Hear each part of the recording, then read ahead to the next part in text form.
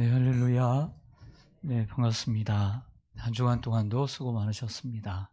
오늘도 성령의 역사하신 가운데 여러분들의 마음속에 하나님의 말씀이 들려지기를 원하고 여러분들의 삶의 변화를 통해 하나님께 영광이 되기를 원합니다. 우리 서로 인사하겠습니다. 만나서 반갑습니다. 축복합니다. 우리 샬롬 성가대가 오후 예배를 섬기다가 우리 교회가 점심을 못 먹게 되면서 오후 예배를 한 2년 가까이 이렇게 못 드리게 되었습니다. 그래서 오늘 또 이렇게 오래간만에 이렇게 성가대에 서서 찬양을 드리게 되었습니다. 참 감격스럽고 또 함께 해주셔서 감사합니다. 우리는 지난 주일 여호수아 6장에서 여리고성을 정복하고 또 그 가운데 승리의 비결을, 승리의 원리를 배웠습니다. 승리의 원리는 하나님의 말씀을 따라 믿음으로 순종하는 것입니다. 그래서 여리고성을 7일 동안 돌무로 하나님께서 여리고성을 정복해 주셨습니다. 여리고를 정복한 여호수아는 그곳에서 가장 가까운 아이라고 하는 성에 정탐꾼 스파이를 보내게 됩니다. 아이를 정탐하고 온 정탐꾼들은 아이, 그 이름 그대로 작고 그리고 사람 수도 적으니 2-3천 명만 보내도 충분히 이길 수 있다고 보고를 합니다. 이 말을 들은 여호수아는 3천 명의 선발대를 3천 명을 선발해 보내지만 보기 좋게 참혹한 패배를 당하고 36명이 도륙을 당합니다. 이 아이에서의 패배는 여호수아에 기록된 유일한 패배로 남게 됩니다. 먼저 우리가 함께 아이에 대해서 한번 생각해 보겠습니다. 아이 성의 패배의 원인을 먼저 살펴보겠습니다. 아이 성의 패배의 원인은 어디에 있을까를 생각해 보지만 성경은 명확하게 이렇게 얘기합니다. 오늘 7장 1절을 보시겠습니다. 이스라엘 자손들이 온전히 바친 물건으로 말미암아 범죄하였으니 이는 유다 지파 세라의 중손 삽디의 손자 갈미의 아들 아간이 온전히 바친 물건을 가졌음이라. 여호와께서 이스라엘 자손들에게 진노하시니라. 아멘. 하나님께 범죄했기 때문이라는 것입니다. 그 범죄의 내용은 첫 번째 여리고성의 노략물들은 온전히 하나님께 바치고 이스라엘의 공적 재산이 되어서 개인으로 돌아가지 못하게 했는데 그것을 도둑질했다는 거예요. 아간이. 그래서 하나님이 진노하셨다라고 정확하게 말씀을 해주고 있습니다. 여리고 정복을 통해 배운 것처럼 승리의 원리는 하나님의 말씀을 알고 그 말씀을 따라 그 끝까지 순종할 때 승리할 수 있음을 배웠습니다. 이 말씀은 우리가 여리고의 승리를 통해서만 배우는 것이 아니라 이미 여호수아가 시작되는 처음에 여호수아에게 하나님이 격려하실 때도 이 승리의 원리를 가르쳐 주셨습니다. 성경 여호수아 1장 8절을 보겠습니다. 여러분들 성경 앞으로 2장 내지 3장만 앞으로 넘기시면 이미 여호수아 1장 8절에서 성공의 비결을 여호수아에게 말씀해 주셨습니다. 같이 읽습니다. 시작. 이 율법책을 내 입에서 떠나지 말게 하며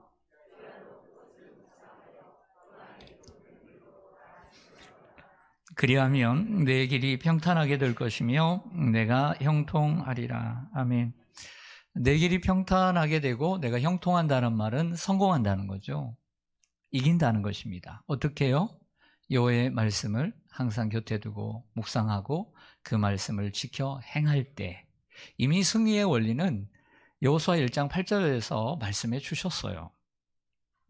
아간은 자신의 행위가 범죄라는 사실을 알고 있었지만 자신 속에 있는 그 탐욕을 이기지 못하고 하나님께 불순종했고 이스라엘의 패배를 안겨주었으며 하나님의 명예를 떨어뜨리고 지도자인 여호수아를 당황하게 만들었습니다. 여러분들이 여호수아 7장을 읽어오셨다면 질문 드립니다. 이 아이의 실패를 보고서 그리고 결과를 보고받고서 가장 당황하고 가장 놀래고 가장 가슴 아팠던 사람은 누구일까요? 누구일까요? 여호수아죠. 오늘 본문에 그게 나옵니다. 먼저 오늘 아간에 대해서 좀 생각을 해보겠습니다. 아이에 대해서 생각해 보겠습니다. 자, 아간에 대해서는 두 번째로 다루기로 하고요. 먼저 아이에 대해서 다루겠습니다. 아이는 참 이게 언어 유희이기도 한데 우리가 아이라고 할 때, 한국말로 아이라고 할 때 여러분 집에 있는 손주들만한 그런 어린 아이들을 가리키는 것처럼 놀랍게도 아이성은 여리고성에 비해서, 다른 성에 비해서 아이처럼 작았습니다. 그리고 거기에 사는 인구도 소수였고 약해 보이니 2-3천 명만 데리고 가도 충분하니 걱정하지 말라고 보고를 했던 거죠. 여호수아는 그 말을 곧이곧대로 듣고 그래도 3천 명을 선발해서 보냈지만 참혹한 패배를 당하게 됩니다. 그리고 하나님께 묻지도 않고 기도하지도 않고 보냈음을 알게 되죠. 전쟁에서 정말 최고의 전사였던 다윗은 성경을 보면 전쟁을 나갈 때 항상 크든 작든 하나님 앞에 묻고 나가는 것을 우리는 성경을 통해 볼 수 있습니다. 성도 여러분, 오늘 설교의 제목처럼 아이라고 가볍게 보지 말아야 합니다. 작다고 가볍게 보지 말아야 합니다. 쉽다고 가볍게 보지 말아야 합니다. 약해 보인다고 가볍게 보지 말아야 합니다. 큰 코 다칩니다. 하나님은 아간 한 사람의 잘못된 행위로 이스라엘 전체의 전진을 중단시키시고 복주기로 약속하신 그 약속을 중단시키십니다. 이는 아간 한 사람의 문제만이 아니라 이스라엘 백성들을 교훈하기 위함이었습니다. 항상 모델은 전체를 위한 것입니다. 여러분, 이 아간의 범죄를 통해서 하나님께서 이스라엘 백성들에게 말하고 싶은 것은 라이프 스타일이에요. 삶의 자세와 태도예요. 삶을 살아갈 때 어떤 태도와 어떤 자세를 가지고 살아가야 하느냐를 가르쳐 주고 싶으신 거예요. 하나님은 아이성의 실패를 통해 이스라엘 백성들이 자신의 삶의 태도와 자세를 돌아보기를 원하셨던 거예요. 하나님께서 우리에게 허락하신 삶, 또 하나님께서 우리에게 허락하신 교회 안에서의 삶, 사역, 이 모든 것들을 어떤 자세와 어떤 태도로 감당해 가야 하는지를 말씀하고 있는 거예요. 마태복음 25장 21절 말씀 보시죠. 그 주인이 이르되 잘하였도다. 착하고 충성된 종아, 내가 적은 일에 충성하였음에 내가 많은 것을 내게 맡기리니 내 주인의 즐거움에 참여할지어다. 여러분, 예수님께서 비유를 들었습니다.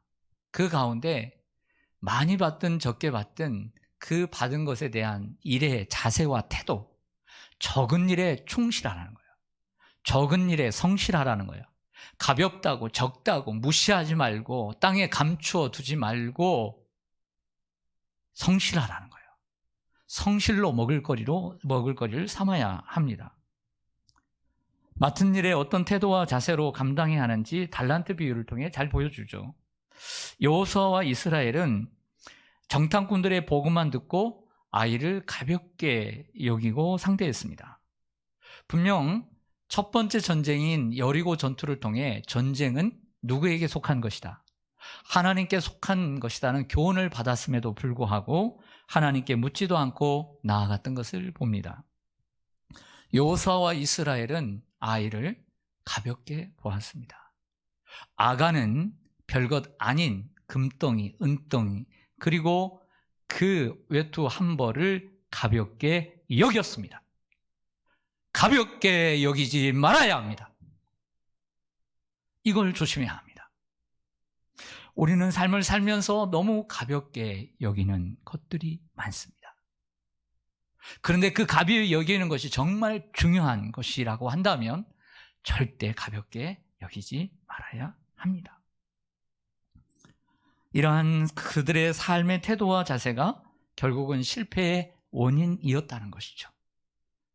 단순히 믿음이 있고 없고를 떠나서 믿음 저편에 보이는 성도들의 삶의 자세와 태도도 하나님 앞에서의 여러분들의 성공과 실패의 원인이 될 수 있다는 것을 기억하시기를 바랍니다. 실패를 반복하지 않으려면 문제의 원인을 나의 삶의 태도에서 찾아야 합니다.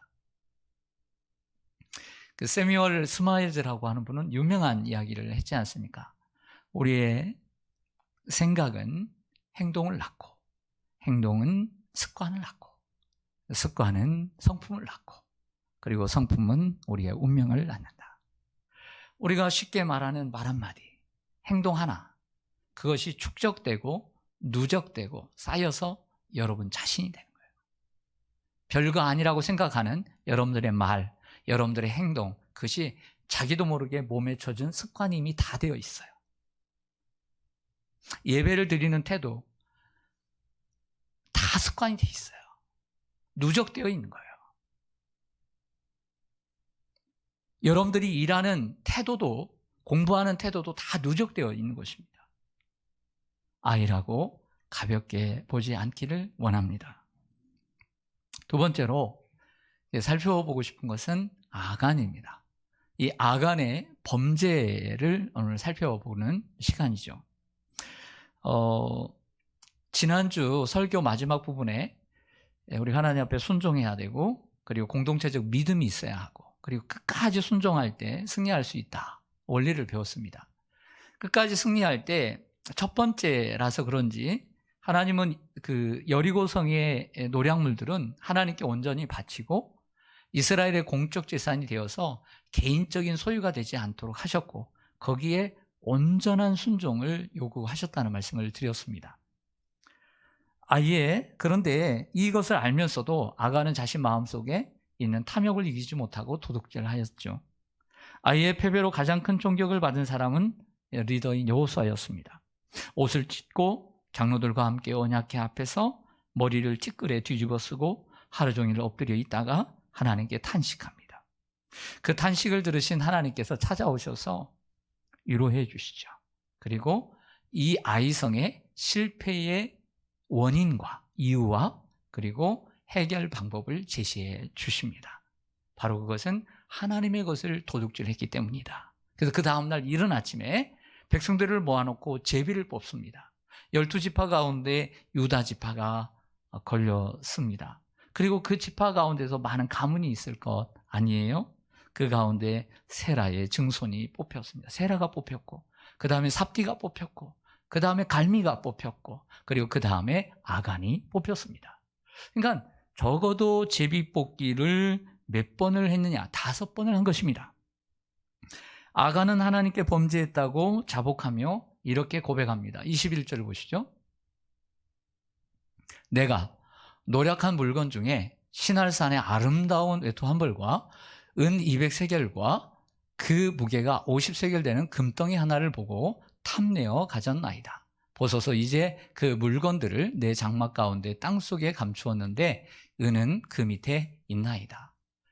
크게는 3가지로 나눌 수 있죠. 외투 한 벌, 그 다음에 은. 하지만 더 나누자면 금과 은, 그리고 외투, 이 2가지로 나눌 수 있습니다.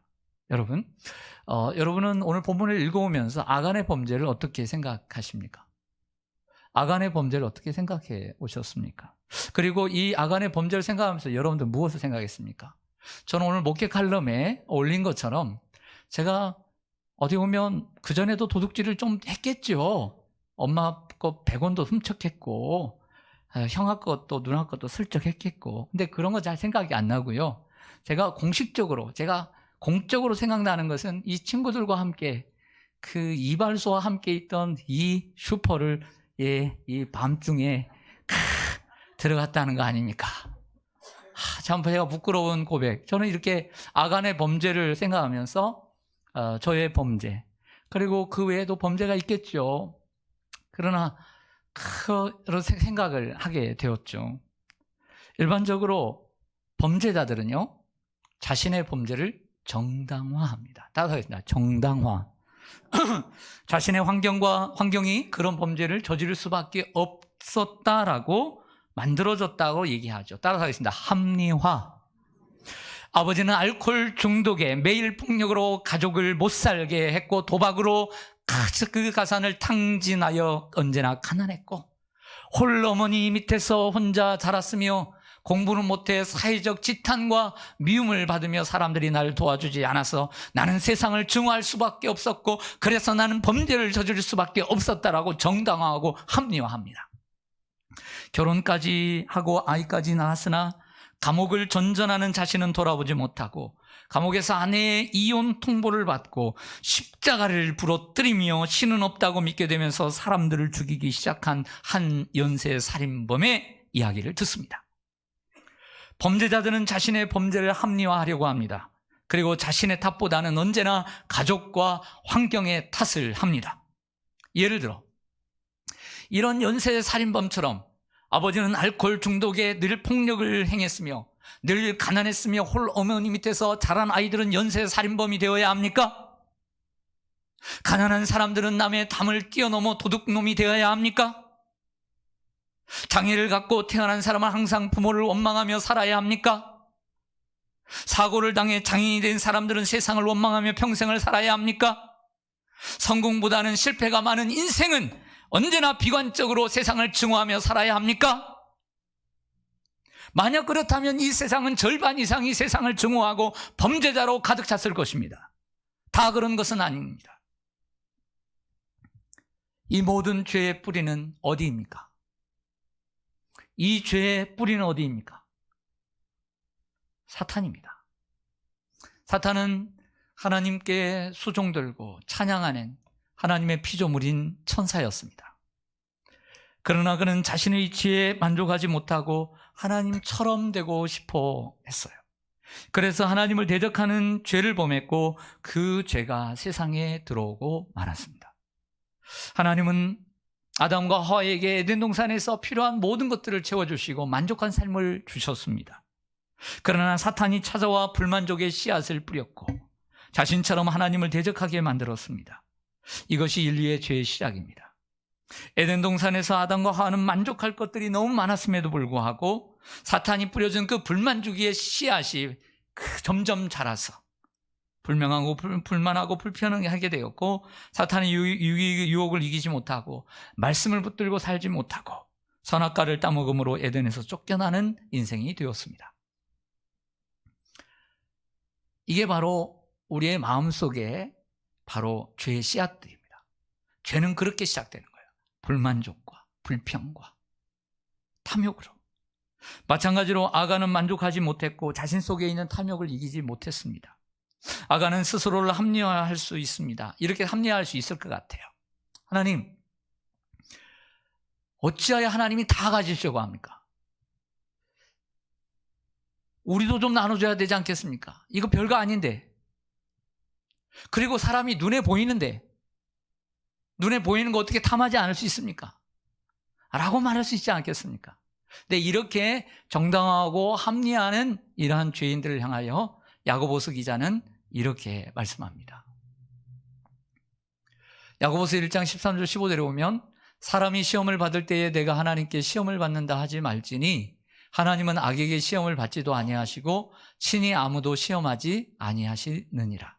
오직 각 사람이 시험을 받는 것은 자기 욕심에 끌려 미혹되는 것이다. 욕심이 잉태한 즉 죄를 낳고 죄가 장성한 즉 사망을 낳느니라. 한마디로 이런 얘기입니다.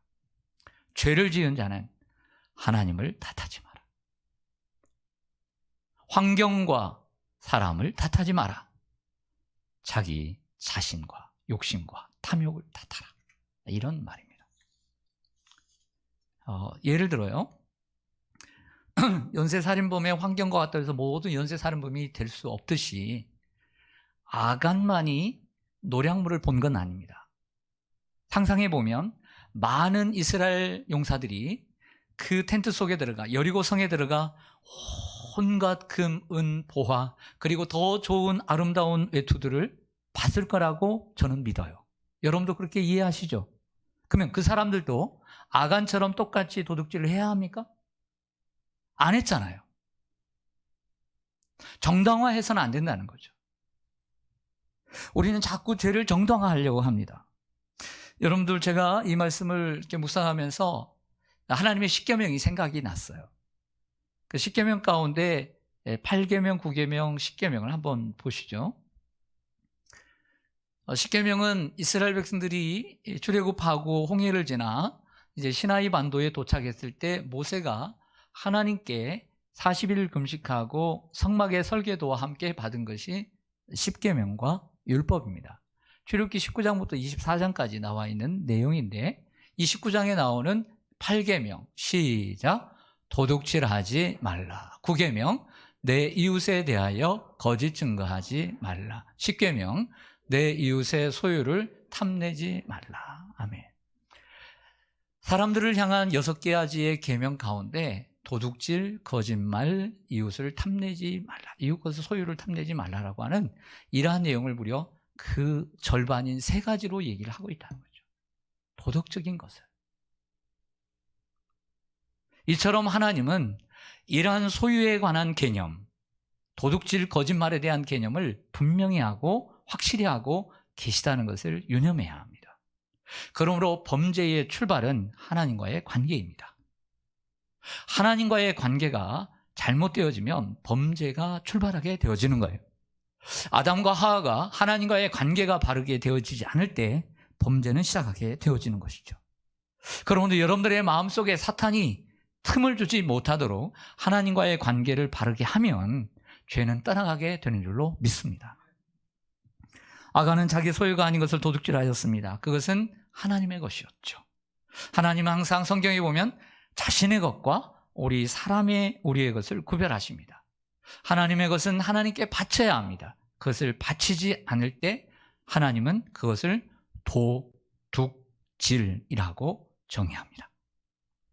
우리는 우리의 것으로 만족하며 살아야 합니다. 아간은 또한 거짓말을 했습니다. 거짓말은 죄를 낳고 죄를 짓고 난 후에 따라오는 자연스러운 순서죠. 숨긴 것을 말하지 않았습니다.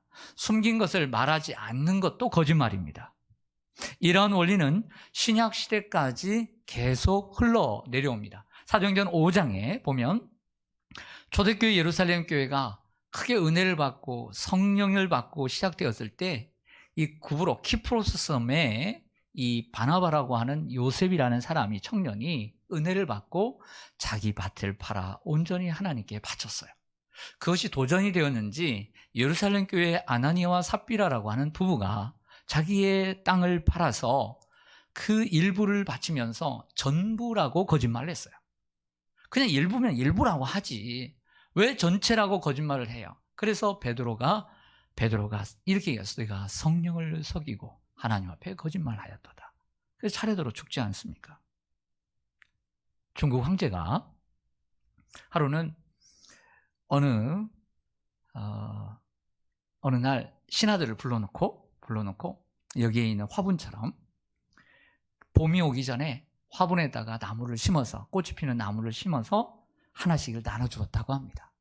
그러면서 한 달 후에 봄이 되는 날에 몇 월 며칠에 꽃을 피워서 가져오거라 라고 명령을 내렸다는 거예요.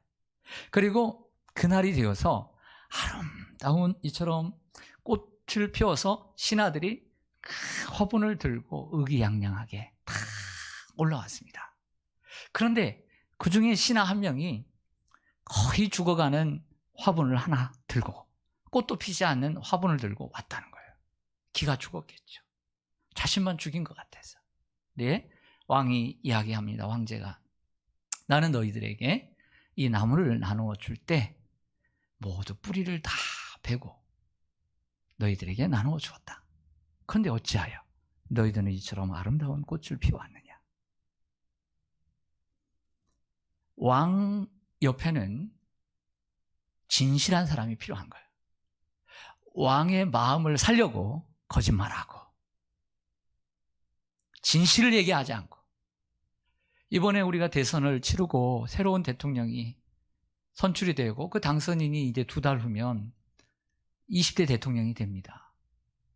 여러분, 대통령이라고 능력이 다 있는 게 아니에요. 리더라고. 좋은 리더는 좋은 인재를 볼 줄 아는 사람이 좋은 리더인 거예요. 할렐루야. 온 땅의 왕이신 하나님은 우리에게도 진실함과 정직함을 원하십니다.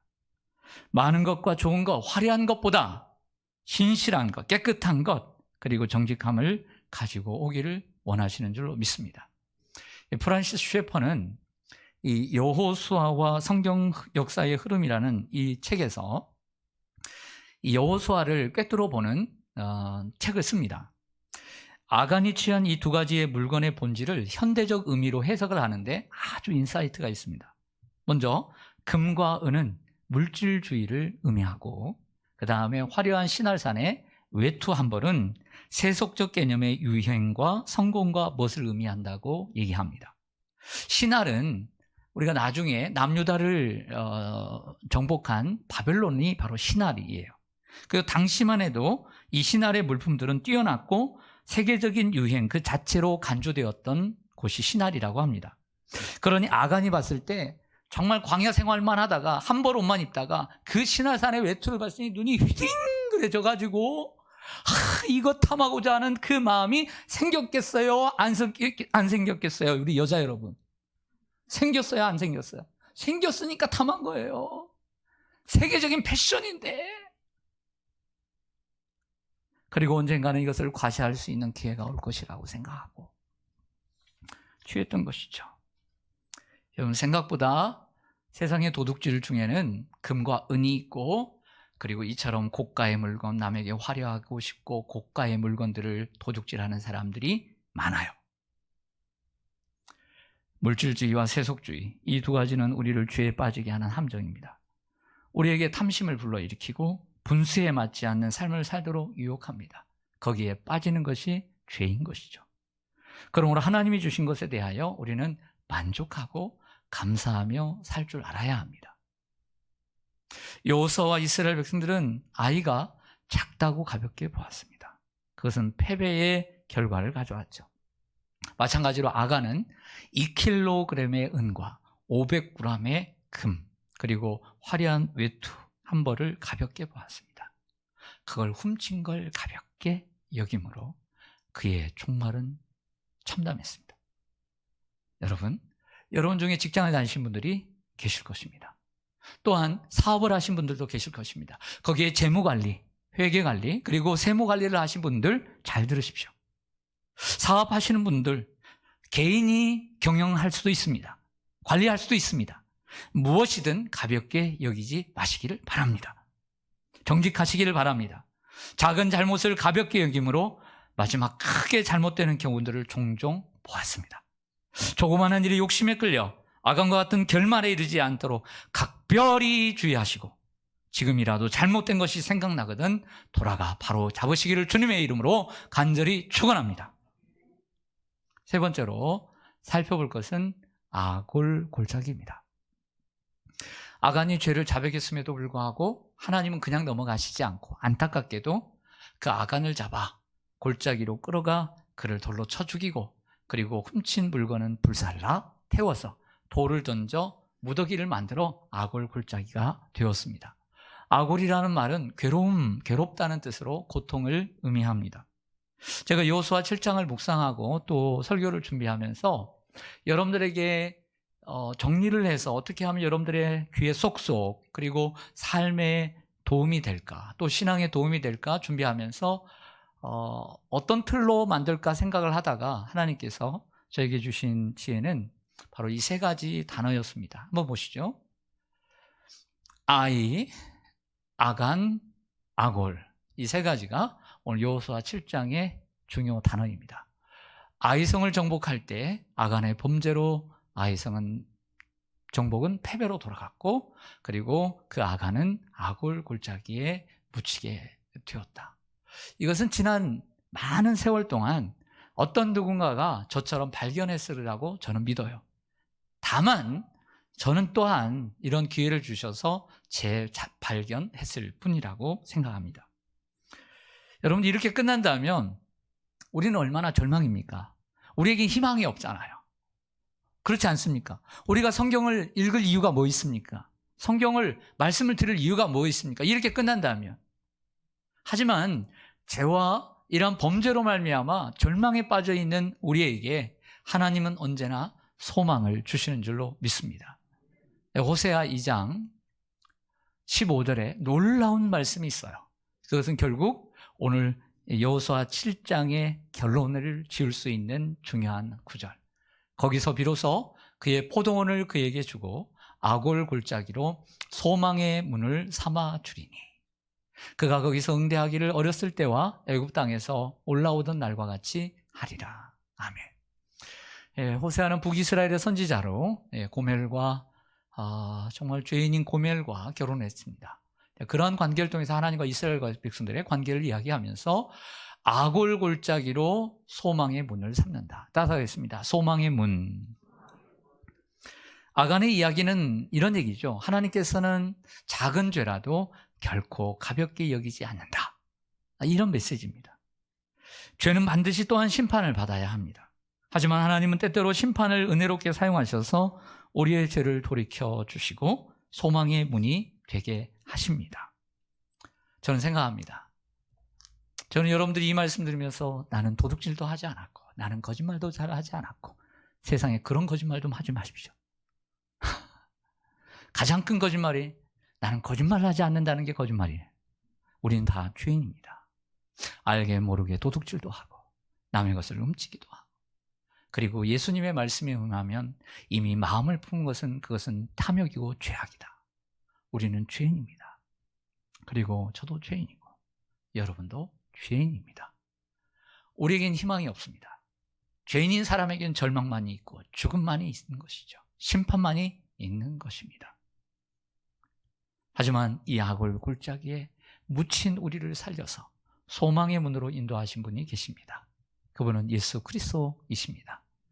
예수님은 우리의 죄와 고통과 그리고 괴로움을 홀로 지시고 십자가에 못 박혀 죽으셨습니다. 예수님은 우리가 내려가 죽어야, 그래서 죽어서 묻지 않은 그 아골 골짜기에 직접 내려가셔서 우리 대신 죽으심으로 그분의 부활의 소망 가운데 우리도 소망을 갖게 되었습니다. 소망의 문을 열어주신 예수님을 깊이 생각하기를 원합니다. 절망 가운데 있는 우리를 소망으로 이끌어주시고 사망 가운데 있는 우리를 생명으로 이끌어주시고 우리를 정말 저 죄와 사망에서 심판받아야 되는 우리를 건져서 영원한 생명으로 인도해 주시는 그 예수님, 그 예수님께서 부활로 소망의 문을 열어주신 그 소망의 문턱을 넘어가시기를 소망합니다. 그런데 더 중요한 것은 우리가 예수를 믿고 믿음으로 구원을 받았습니다. 거기서 끝나지 말아야 된다는 걸 가르쳐 주고 있는 거예요. 나는 예수를 믿으니까 구원받았으니까 아무렇게나 살면 된다라는 것이 아니라 소망의 문을 넘어서 들어가서는 하나님의 자녀답게 살아야 함을, 어떤 자세와 태도를 가지고 살아야 함을 보여주고 있는 메시지인 것이죠.